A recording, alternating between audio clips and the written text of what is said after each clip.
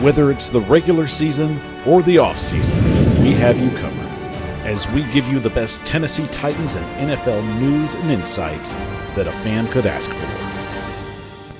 You're watching the Titan Upload Network.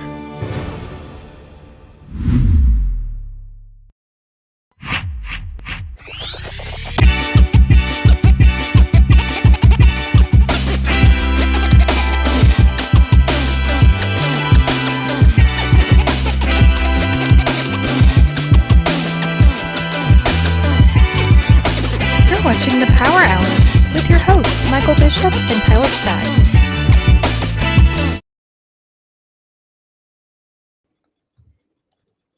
The Power Hour is on the air, live streaming on YouTube, Facebook, X, and Twitch. I'm your host, Michael Bishop, and as always, thank you for joining us on this fine Monday evening. My apologies.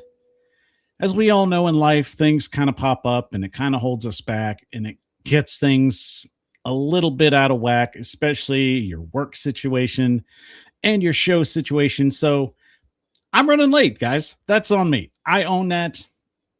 I apologize profusely that the show starts late tonight, but I can promise you I'll do my best to make it up to you as we go along. So work held me up. I apologize to you for running late tonight. So better here than not here. So I'm just glad I made it in time. Kicking it down the road a little bit, but that's okay. We're still going to have a great show for you tonight. We still got a lot to talk about, but I can't do it without the help of my partner in crime and fellow brother from another mother, Tyler Staggs. Tyler, as always, happy Monday to you, and I hope things are going great. Happy Monday to you, and, things are going best they can. First day back to work after a little mini vacation this past weekend, and man, can it just be vacation time all the time?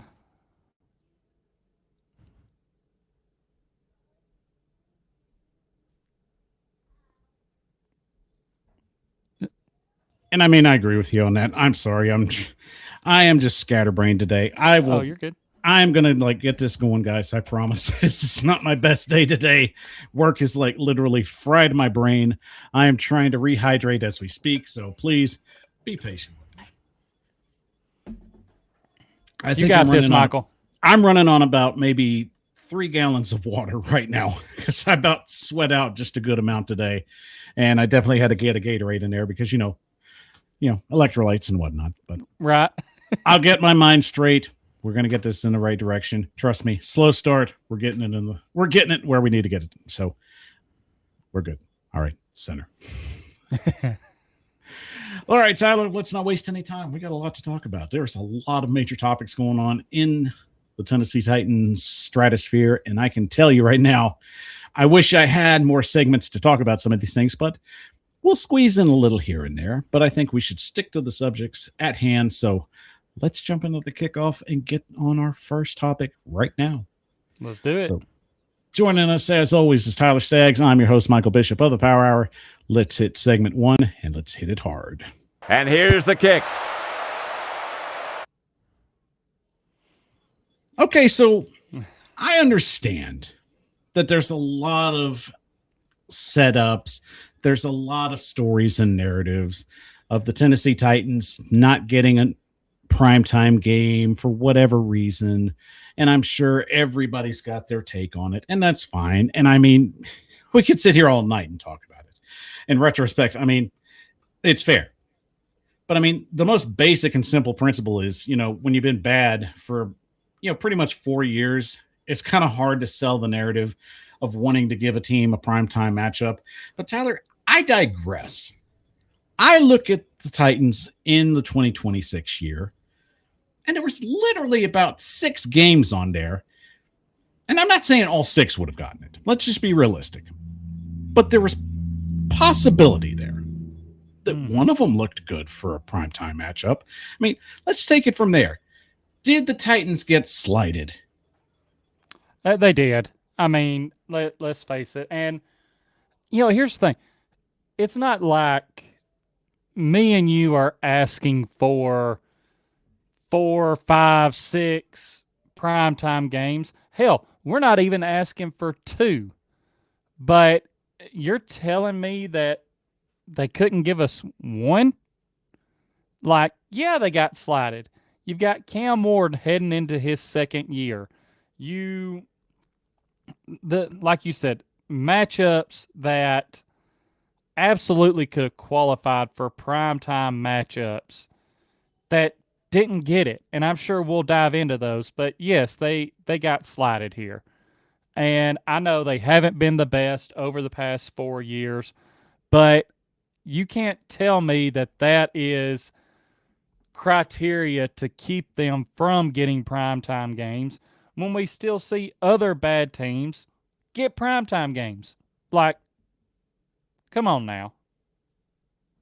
I know you're going to start something, Tyler, and I'm going to try. No, I'm not. I'm going to like poke the snake here. You were going to say the Giants, weren't you? Let's just be honest. You were going to say the Giants. Exactly. 100%. And I get the intrigue. I get the selling point there, and I get the New York market. I'm not oblivious to that. Let's just put it that way. But in retrospect, I still felt throughout the entire process, Cam Ward is literally on the precipice of being the guy that's the face of the franchise. He is in our eyes, but I feel like in the NFL world, people don't see it that way. I mean, is that a fair assessment? I think so. I think that's fair. And, I was actually in the middle of pulling up, like, how many primetime games that other teams got. And, it's insane to me, Michael, how the Titans couldn't get one. Like, I'm just, especially looking at this list now, I'm baffled. Like, Minnesota got 4 primetime games. Okay, I get it. They got Justin Jefferson, but, still feel like quarterback is kind of a toss-up for them. The Giants got 4. Before it was ever official that Aaron Rodgers was going back to the Steelers got 4. And, I mean, they have a new head coach. Cleveland got 1. Like, again, how I'm baffled here. But let's take away some positives here. And I think that's important. We have to sell the narrative right here. So let's take a step back and catch our breath. I do think, especially having mostly noon kickoff games in the central time zone, it's beneficial for the Titans. Because I feel like you're basically selling this team in this year as if they have success, then it's going to come to a shock to basically everybody in the national media circuit. And I really think that might happen this year, Tyler. I mean, I don't want to get too rah-rah, but let's just be honest. I think in some circumstances, when you play the way things need to play out, the Titans spent money. They went and drafted some really quality, good players that'll be able to be moved along in a process of where they can get their game up and be coached up the right way. And you have the new uniforms. Everything is falling into place, like every little domino that you set up to something bigger. And that's just what I get right now. Even with the schedule as the way it is, I still feel the Titans have a great opportunity here to take advantage of a pretty good schedule for them. I mean, what's to you?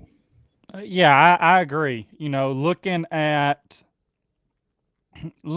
their schedule, I like, even if you break down just like the first half of the schedule, I could honestly see this team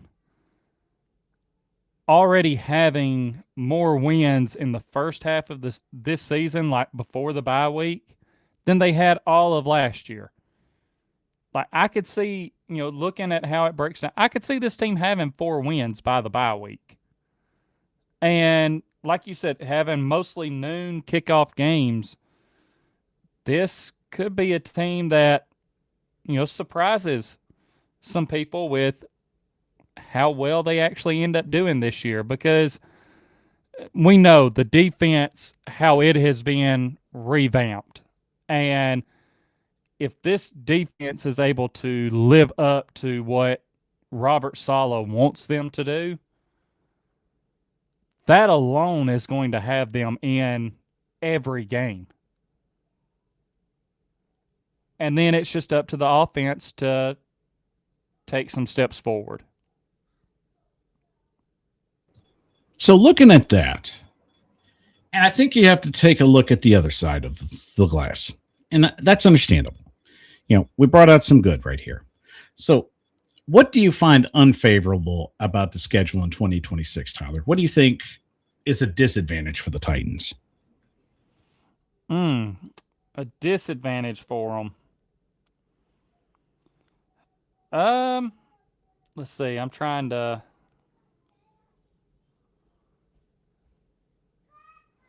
I don't know.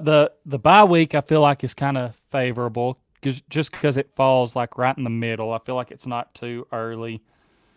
I don't know. Maybe catching the Eagles so early in the season. I'd agree. Yeah, I mean, catching the Eagles in week 2, especially depending on how week 1 goes against the Jets, like that could. I don't know. I feel like I'd rather have like 2 easier games to start the season, even though we open up with 2 home games. Felt like it could have been, maybe give us like the Jets and then like Browns or something early on versus, the Eagles.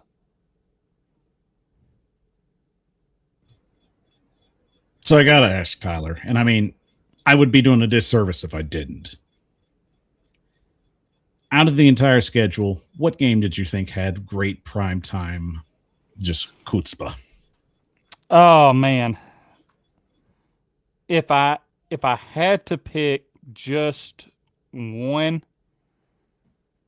it's the game against the Ravens in week 4. I know both teams, new head coaches this year, but you're talking about a game that's in Baltimore.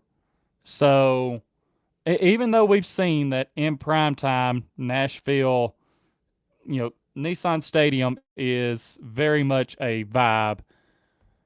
Baltimore it's just one of those that kind of screams primetime a little bit more, even with a new head coach. And the fact that you have Derrick Henry facing off against the Titans for the first time as a Raven. And let me jump in real quick because I wanted to make this point too, because I think this is a major selling point. Mm-hmm. I mean, while every game was like just seemingly dropping, an hour before the schedule was released, I mean, somewhere, somehow, one game dropped in particular. It was the Ravens playing the Titans in Baltimore. And for some reason, someone had it sketched up as a Monday night game. And I sent that to you. And I was excited. I was like, oh, look at this. The Titans actually got a game on Monday Night Football. Which, that makes sense. They've been on Monday Night Football, and actually performed fairly well. So, okay. I think that's a good matchup there. Then, lo and behold, the rug gets pulled out from under our feet. So, as pissed off as I am about that, at the same time, I'm kind of like, well, I get why it didn't want to work out that way. But, I mean, that's a good matchup there still. I mean, come on. You can't tell me that there was a really good storyline going into week 4. Derrick Henry facing his former team. Granted, it's a different situation, different management, all that stuff. But still, there's some feelings there.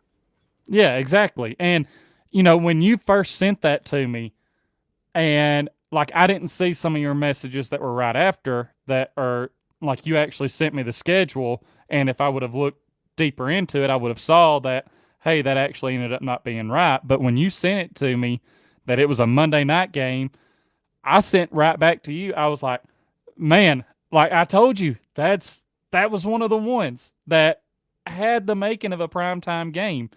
So, like, I was excited. Then you unfortunately had to break the bad news to me and burst the bubble of, well, that game's actually at noon. And I didn't want to. Right, I know. I was literally like, I got to break this guy's heart because he like nailed it. And you've been on a winning streak, my friend. So how do you think I feel about pulling the rug out from under you? Right. And I was like, man, you got to be kidding me. Like, the only other way, like legit, the only way that storyline could be any better about Derrick Henry facing his former team for the first time is if it was in Nashville. And because, that's where he spent the majority of his career. But if you're telling me that our first time playing him is in Baltimore, okay.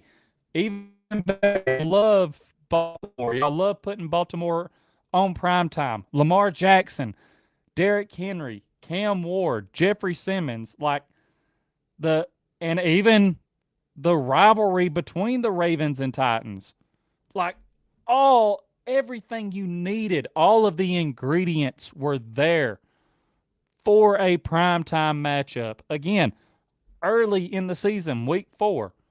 I would have to look around to see what other games are going on in week 4 and like what primetime games are going on in week 4. But are you telling me that the storylines for that week are really that much better than what we have here?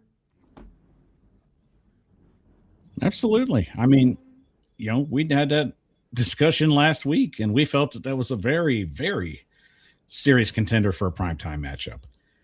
I, however, am going to take the other way around. I wanted the Titans' last home game to be a primetime game. I really wanted it to be. I wanted the girl to be under the lights. Just that one big spotlight moment again, because it's saying goodbye, and I just wanted to do it the right way. And, the Steelers, Aaron Rodgers, it might be his last year. The Steelers always have a great defense. There's talent there. And I mean, it's an intriguing matchup, but, I'm not saying that it's even out of the possibility that maybe it could get flexed if there's some interest. I mean, teams that generally go on a hot streak, sometimes the NFL just like, okay, I'd like to get them out there front and center and get the public to watch them. Yeah, exactly. Who knows? And with that game being later in the season, because we know that's when they typically want to flex games, like if both teams are doing well and maybe the Titans have already surprised some people, then it becomes one of those things where maybe that could become more of a reality. And right quick, Michael, I did just want to throw this out there, and then I'll let you get back on your soapbox for that one. But throw it out there. Week 4, here are your primetime games. Thursday night football, Steelers at Browns.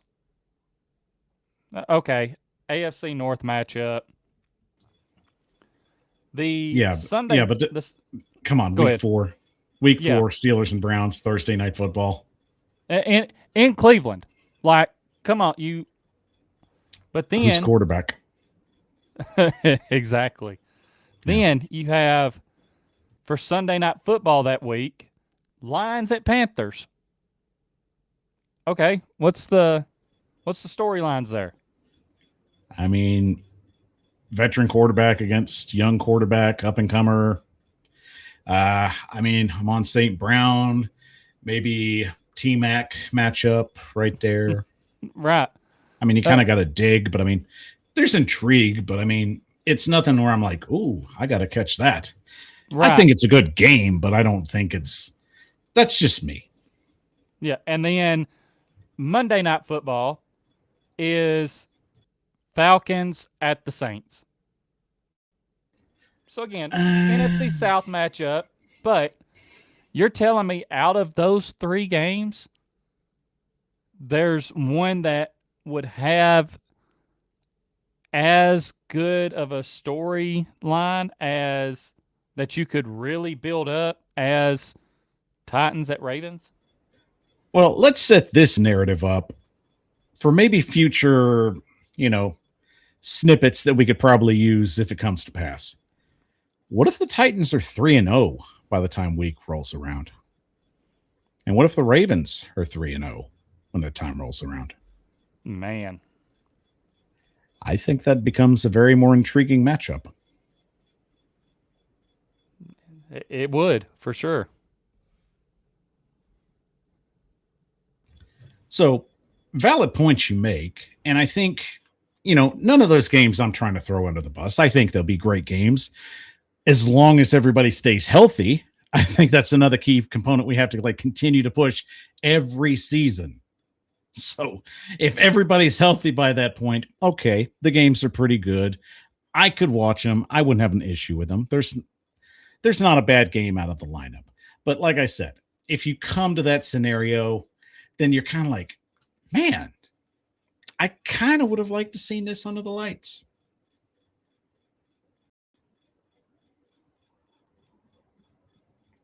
But I'm not going to get too much on my take for the last stadium game. It is what it is. I still think it's a great final matchup. It's, the old gunslinger Aaron Rodgers versus the up-and-comer Cam Ward. That's a pretty awesome selling point right there. And depending on how the Titans season is going to progress as the season progresses along, I'm still very much in the seat of opportunistic mindset where I believe Cam Ward is going to be a difference maker and the Titans are going to have some opportunities in later weeks down the season. Now, I'm not going to say they're going to blow the doors off people, but I still feel that they're going to be in some close matchups. I agree. So, Tyler, in retrospect, let's go ahead and just set one more thing before we get to our next break. So, out of the entire schedule, what is your favorite division game that is scheduled for the Titans? And it can be home or away. And the time frame, what do you think works out the best? Ooh. And while you think about that, I'll just easily say I really felt the Jaguars game on the road, that had a Thursday night feel to it. I mean, you're going to play the Steelers and the Browns, and I get there's rivalry there, but there's rivalry between the Titans and the Jaguars. Right. So you can't come back at me with that. All right. Yeah, my favorite divisional game. Man, I'm thinking the Jaguars at home right after the bye week. Because we know there's that little bit of bad blood between Saleh and Cohen, and first matchup against them coming in Nashville. Saleh's got a whole extra week to kind of prepare for it. Yeah, I like that one. That's a good point. Let's not pretend like there might be something there, but, I'm not going to speculate, but the fans will, and that's fine. Right. Y'all are more than welcome to. In fact, I encourage it. We definitely need a little bit of encouraging just thought process going into this year. So it's kind of nice to be poking back a little bit and not be the ones getting poked at. Right. But regardless, I still feel with or without a primetime game, it's what the Tennessee Titans are going to do with this schedule. We're not here to win like the primetime game matchup. Cool. The Cowboys got 6. The Cowboys get watched. Hate them, love them. That's the thing. People watch them. That's why they get primetime games. Whether they're good or bad in them, that's the thing. For the Tennessee Titans, it's just setting the stage for something bigger. If they can focus on what they have on their plate, then they really have an opportunity to build something that's more lasting down the road. I mean, let's face it. Nobody really wanted to watch Josh Allen until he started playing well. Patrick Mahomes, while the Chiefs are interesting with Andy Reid, most people are still trying to figure out what he was, even with primetime games or not. The narrative is, let's just see what they can do with what they got. I mean, it'd be nice to win more than 3 games. So if we could do that, then maybe we have a better chance at having an argument about primetime games. But it's not that I don't want them. I just think, let's just see what we can do. And the biggest thing is, there's always the flex schedule. So don't ever rule that out, because trust me, if you're good enough and people are paying attention to you, eventually someone's going to want to watch you. And the NFL is going to make that happen, because it is business. And business is a booming, whether they are good, whether they are bad. They will take the good ones and put them front and center. All right, guys, let's take a quick 30-second break. And when we come back, Cam Ward is on the precipice of superstardom, and he's already had a little bit of taste of it. We'll talk about that and break down what we think it's going to do for the Tennessee Titans and for the NFL in general. Quick 30 seconds. We'll be right back after this.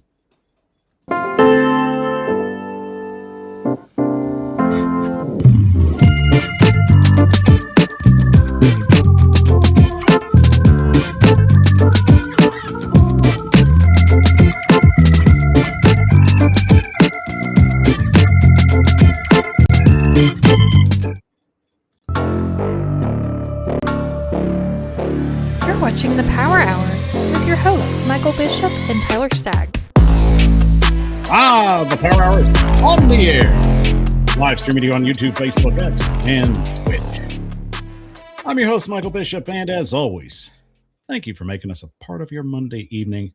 We are super thrilled to have you guys in, as always.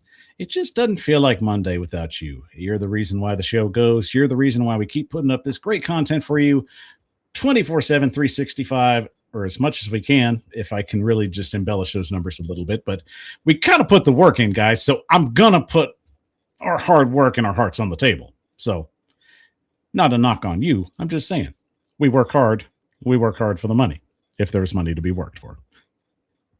So before we get going, round of applause for you guys. You do so well in showing up and show out for us. We appreciate it so much.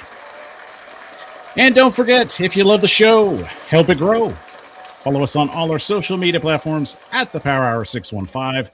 Don't forget to check out the Titan Upload Network, which we're still members very much of, and Roundtable Sports. We'll be doing a show tomorrow night at 7, and we'll definitely be talking about the schedule drop. I have my thoughts, and believe me, you've already heard some of them, but I got to hold on just a little bit in my back pocket. I don't want to just give you everything. You'd be spoiled, but it's not that I don't care. It's because I want to give you little spoonfuls.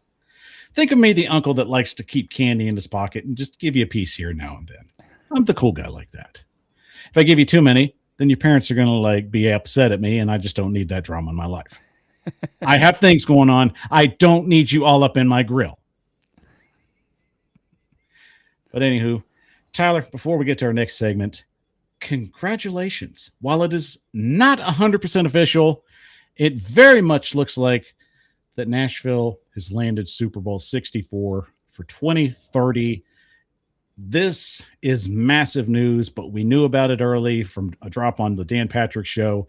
And now it seems like tomorrow, pending a vote and just anything catastrophic happening, that Nashville, Tennessee will very well be the host of Super Bowl 64.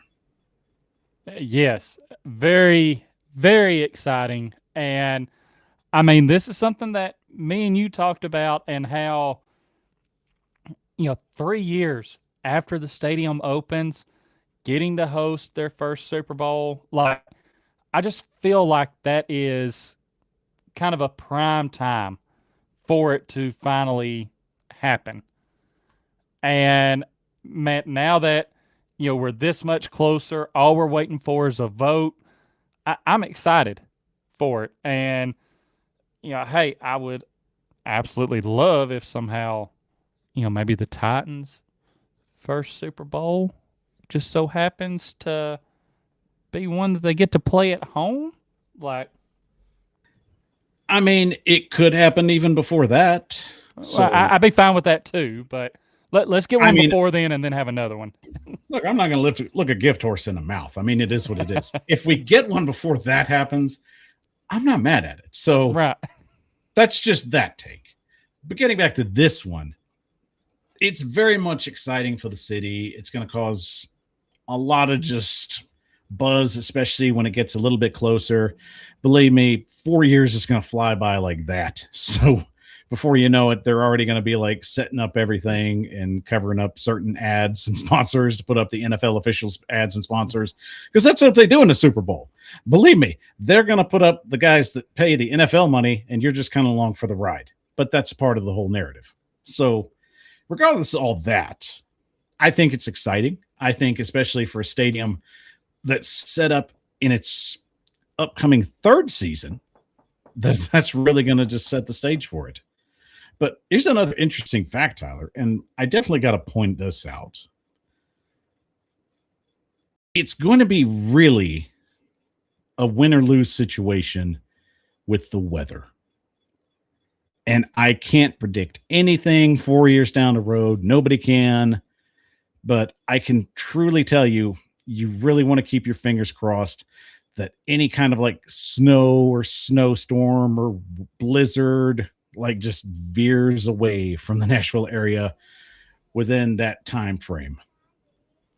Yeah, I agree.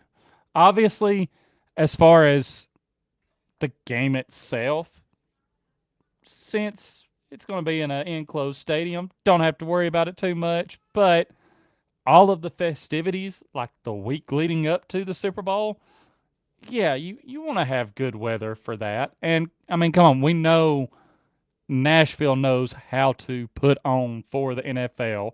Just go back and look at the draft that was here. And so, yeah, you're going to want good weather that week. Now, granted, unfortunately, it seems like in February or close to the start of February is when the weather in Tennessee decides that it's going to, like, hey, this is the perfect time to bring an ice storm. But, Yep. Maybe that doesn't happen in 2030. I mean, you definitely want to keep your fingers crossed for that. But, crazier things have happened in February in the state of Tennessee. I can promise you, if we could get like just, days where it's like in the mid 50s and then at nights it kind of gets like low 40s, high 30s at night. I mean, that's doable. People can still go out and do things. It's just dress accordingly. Right. But if, and that weather, like you said, you can work with that. The stuff you can't really work with is ice. No, we don't need ice or snow or sleet or any of that mess. If it's if it's even just one of those days where it's cold, but it's not like windy or anything, it's doable. Just like I said, dress accordingly. If we get that in 2030 for the Nashville Super Bowl, then I see that the NFL would very much keep Nashville in a rotation. Maybe not as much as what LA or Vegas or potentially even New Orleans would be, but I still think it's a viable market that the NFL would continue revisiting. Yeah, I think so. And even, I mean, here's the thing. We can't act like all these other places, they're not always going to have perfect weather. Like, things happen. Nature is something that is out of our control.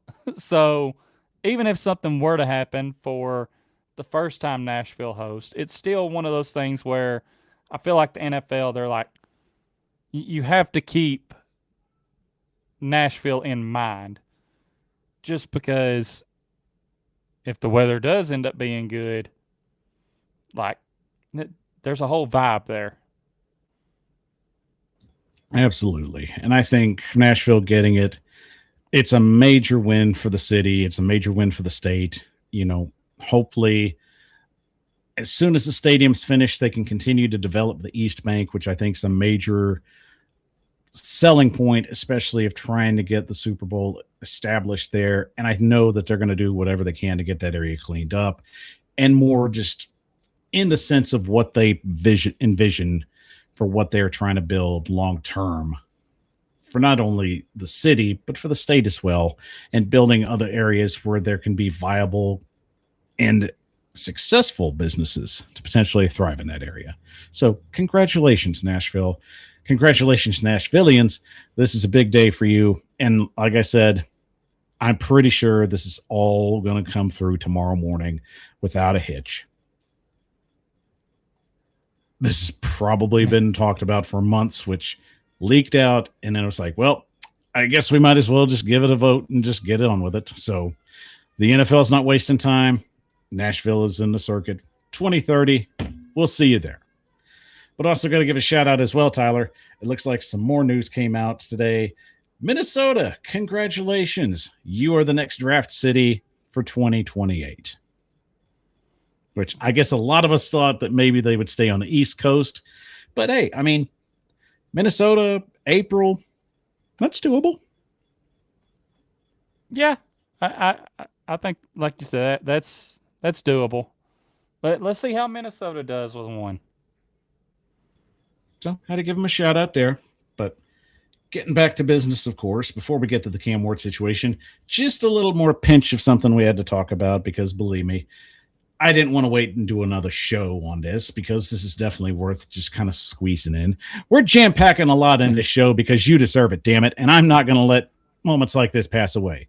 Tyler, OTA started today, and everybody was waiting for any kind of little bit of just information coming out, and not to like spoil anything for y'all, but the Tennessee Titans have dropped some photos and a couple of videos, so check them out after the show.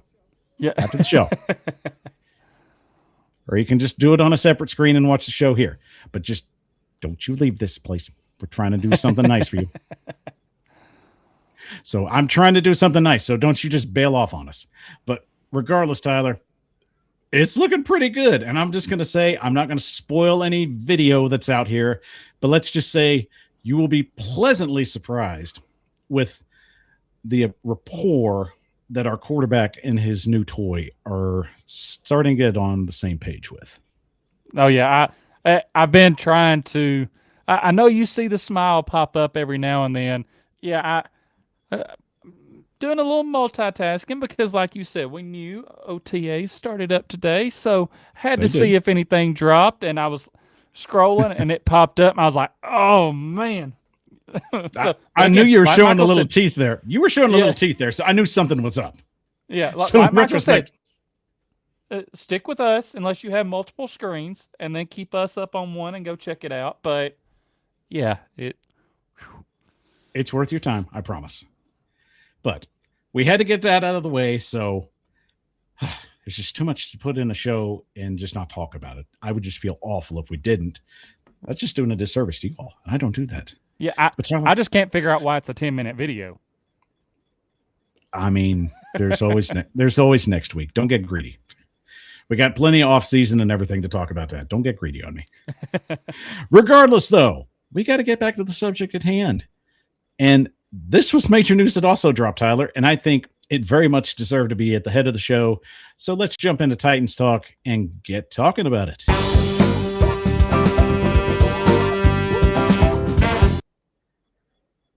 Am I shocked? Absolutely not. Because if anybody has gotten to watch any kind of clip, video, or even the series Zero Star, which was on Tubi, you know Cam Ward is very much built for this. I just know that the national media doesn't see it that way. Because here, it's very much seen. But I think this is a major step not only for Cam Ward, but for the Tennessee Titans as well. So, Tyler, let's start out with this point. Obviously, Netflix Quarterback is just an amazing series. I've gotten to watch season 1, season 2, and even Wide Receivers, a really good series as well. So the NFL and Netflix are definitely becoming BFFs. So naturally, it's not surprising that they're putting out some great content. And of course, quarterback being that. So looking at the show this year, I think it's a great lineup of great characters in the NFL. You've got Baker Mayfield. Mhm. You've got Joe Flacco. You've got a young and upcoming Jalen Daniels. And of course, you've got the number 1 overall pick from 2025, Cam Ward. So tell me about this lineup. I mean, I really think this was a solid lineup for a really good show this year. Yeah, I agree with you. I think it's a solid lineup because you also get to, like, there's so many dynamics with it. Like, obviously, they had all of this set into place before this previous season started. But I feel like Baker Mayfield, just his attitude and everything that he carries, his persona that he puts off, that's a good show just in itself. Like the confidence that he puts off, all of that. Then you have the old timer in Joe Flacco, but you also get to see with him like the bouncing around to a couple different teams. And I think that's going to be a interesting dynamic to see. And then Jaden Daniels, the adversity with the injuries and things like that. You know, you play that role in there and seeing kind of the behind the scenes with that. And then to wrap it all up with Cam Ward, the adversity in his rookie year, you know, having Brian Callahan for the first 6 weeks. And then after that, it being Mike McCoy and how he and the play caller getting switched around even before Brian Callahan was fired. Just seeing the dynamic of how he handled these different things as they were thrown at him in his rookie year, along with adjusting to the NFL. So just great storylines all around there. Now let's hit on this storyline because I find this one of the most intriguing ones. Cam Ward kept this under his hat for the entire season, knowing that he was going to be one of the guys on this show. So now everything that we had seen, plus everything that we're going to be seeing, just gives it more enthusiasm and more depth as a person. Because let's face it, Tyler, as scrutinized as a first-round pick as he has been, I still feel this is a major platform for him, and he couldn't have found a better one. So from your perspective, does Cam Ward elevate his status as a known player doing this?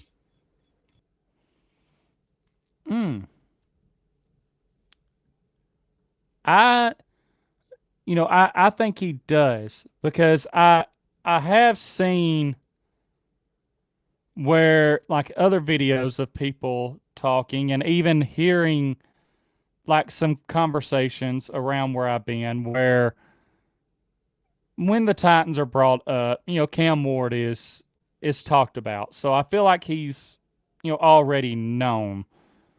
But I feel like this is going to push it even further.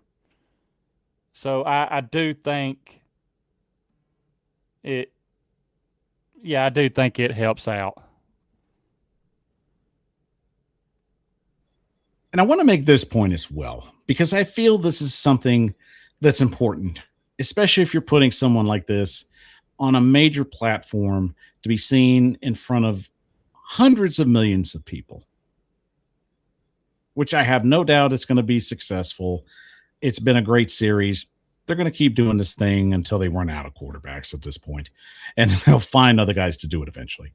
But here's the thing with me, Tyler, and I think this is something I don't think a lot of people are talking about. While the Titans didn't get any major games in 2026 on the primetime circuit, I think it was also a disservice of the NFL to basically just put Cam Ward out on a public narrative and then not capitalize on it. If the NFL does one thing well, it's finding stars, and then they elevate those stars and put them front and center. So let's just put it this way.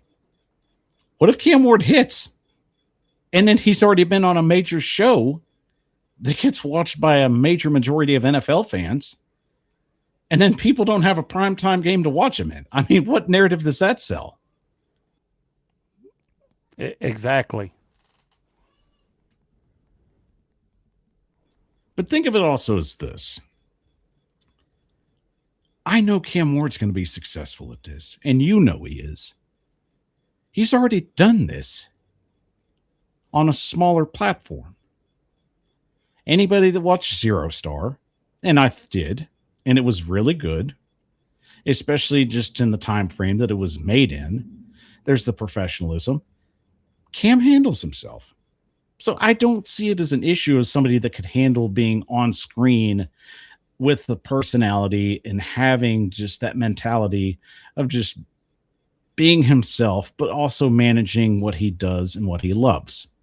So, I mean, I don't see an issue with it, Tyler. And I mean, I'm sure people are going to try and like push that narrative as well. I mean, what would you think?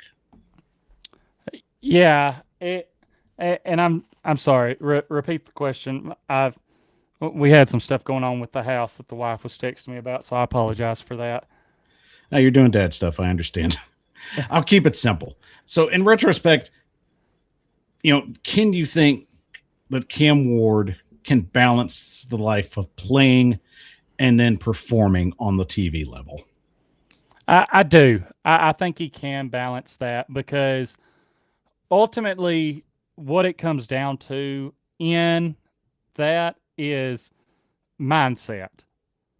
And there are too many clips out there of Cam talking about like what he wants people to think of when they think of him, and it's being a football player. This dude is all ball. Like, I don't think you have to worry about something else getting in his head and affecting like his play on the field. Like, even, you hear Jeffrey Simmons talk about him and like where Cam's mindset is. Like, I don't see this stuff being a distraction to him, just because I think he has that. And this is something that me and you've talked about before. He was a Kobe Bryant fan. I think he just has that mentality that he's going to push forward and be the best that he can be in the sport that he's playing. And that's a great point you make. And I want to add on to that. Cam Ward has some of the Mamba mentality. And you see it. You see how he works in practice. You see how he carries himself. And you're going to get a more intimate look at that, I think, with this series. And that's going to be the selling point here. Let's remember, Kobe Bryant didn't start out of the gate as some hotshot superstar. He had his growing pains. Mm-hmm. And it's exactly what Cam Ward's going through. But with careful coaching and with additions to the roster through free agency and through the draft, that's how you build a successful team. Of course, you have to develop them and make sure that they're on page with the quarterback and the coaching staff and the philosophy.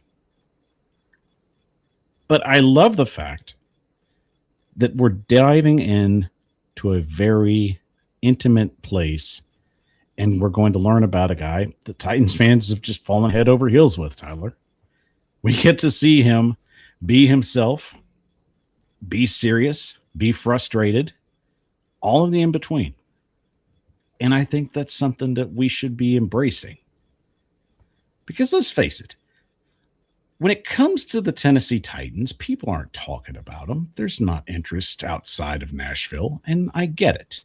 But at the same time, when you get opportunities like this, And if people relate to how Cam is, his work ethic, his personality, and how he carries himself, that's what people love. And he has what's already been put out there with his previous documentary. He is a underdog that came to the highest status of getting somewhere. And now it just comes down to, where are you going and how are you going to get there now that you have your opportunity? And can you progress from there? So to end on this, and I'll ask you first, Tyler, and then I'll give my answer. What moment are you excited to rewatch from a different perspective of Cam Ward going through something in this season of quarterback? Ooh. Man, that is a good question. If you need a minute, I'll give mine if you need a minute. Yeah, you go ahead with yours. I want to see his first win. I want to see the frustration. I want to see everything that happened in that game, to how he got himself to the point to lead the team down the field and set them up for the game-winning field goal. I want the whole shebang. Give me that. Yeah, that's a good moment. I'm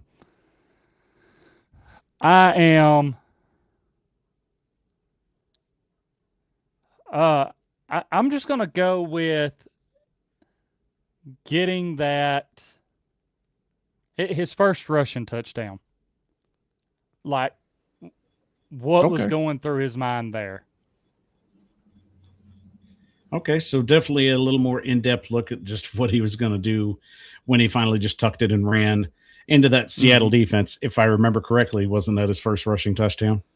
Man, I'm trying. Seattle feels right. It definitely feels right. I'm trying to remember for sure, though. Shout out to Seattle, by the way. Seattle loves Cam Ward. Like, I've got to talk to many a Seattle Seahawk fan, and when they brought that game up, they were like, you got something. Take care of that dude. Just as much as I'm like saying JSN is him. Take care of that dude. Right. I think that was his first rushing touchdown. If I'm wrong, you can put it in the comments, and I'll own up to it. That's on me. But regardless, it is an amazing opportunity, not only for Cam Ward, but for the Tennessee Titans as a franchise. They've been punched down in everything, and it's literally just in a situation to where they are finally on an upward trajectory.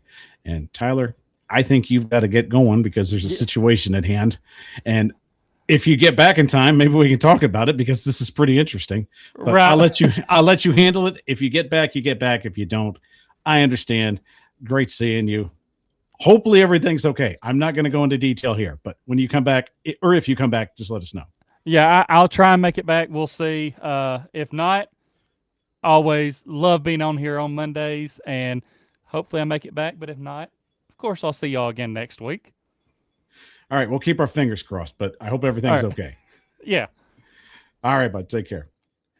All right, guys, we're going to take our last break, and when we come back, I love you. We mean it. And unfortunately, I got to kick you out of here and get you out in the real world again. So quick break. And when we come back, we'll talk the rest of the closing time.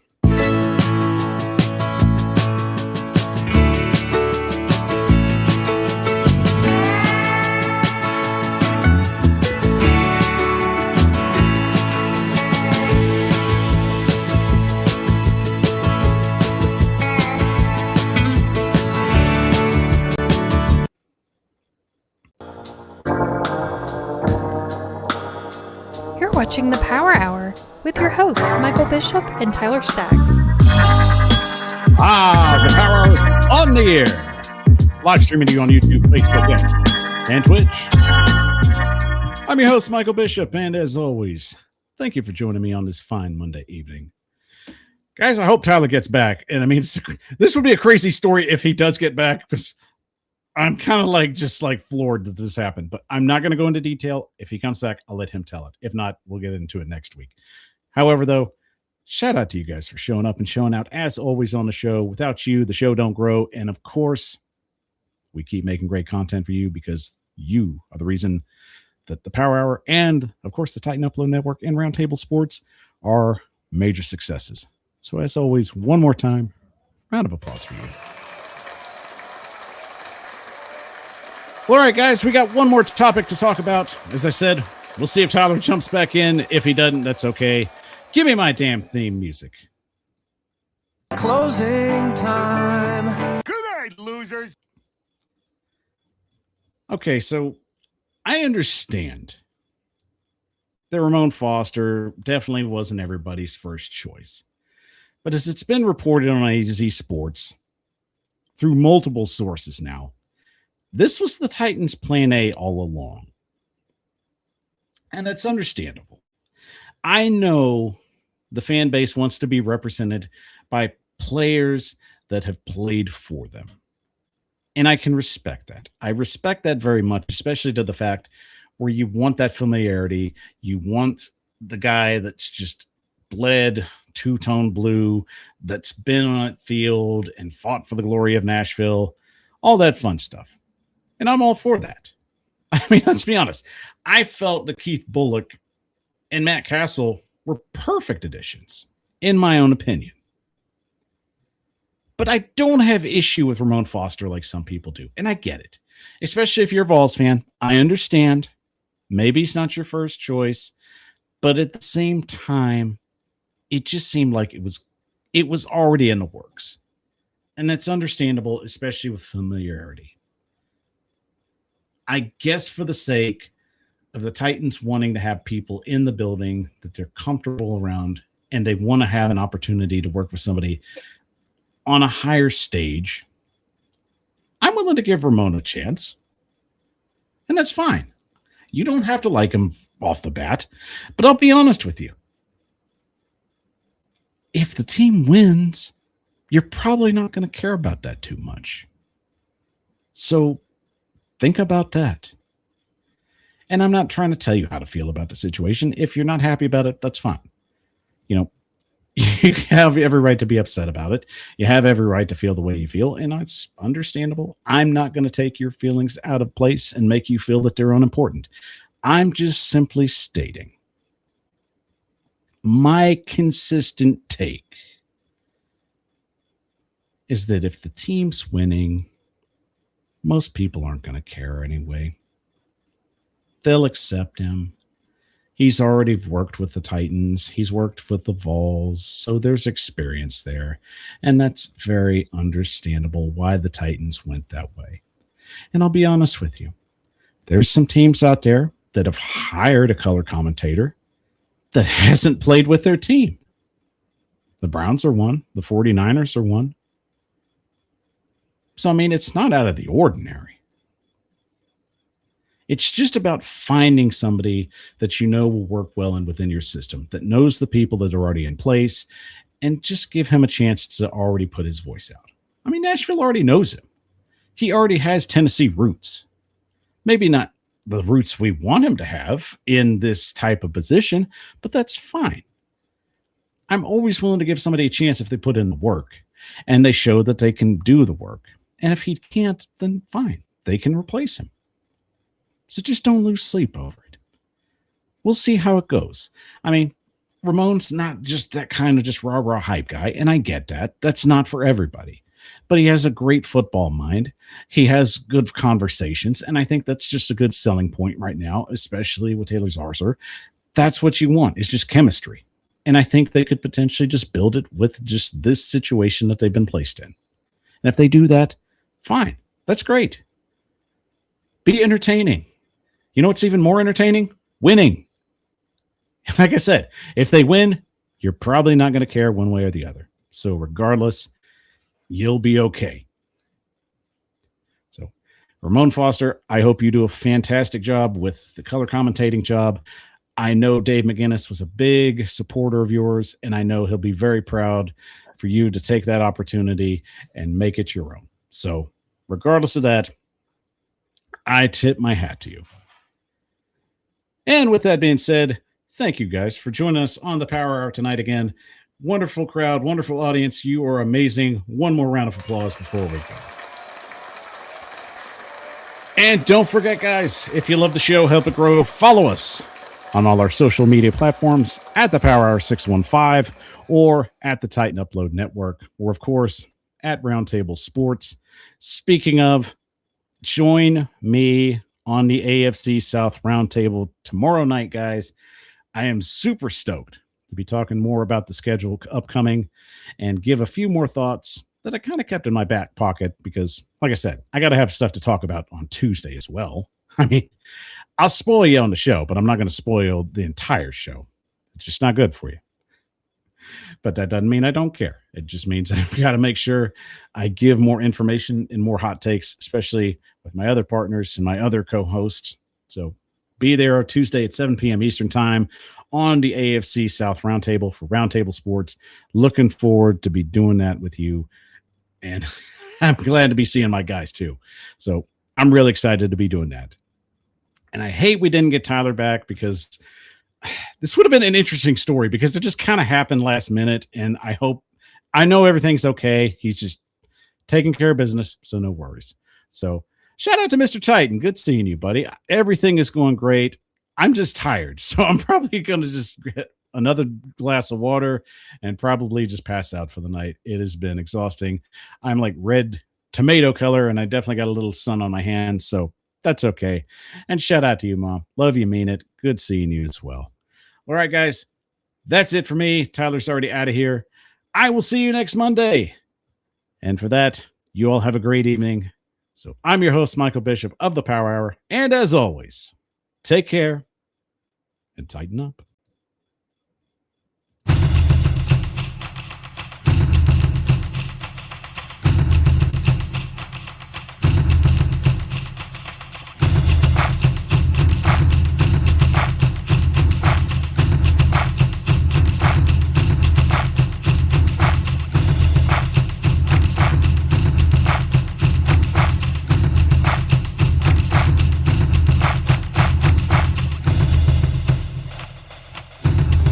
You're watching the Titan Upload Network.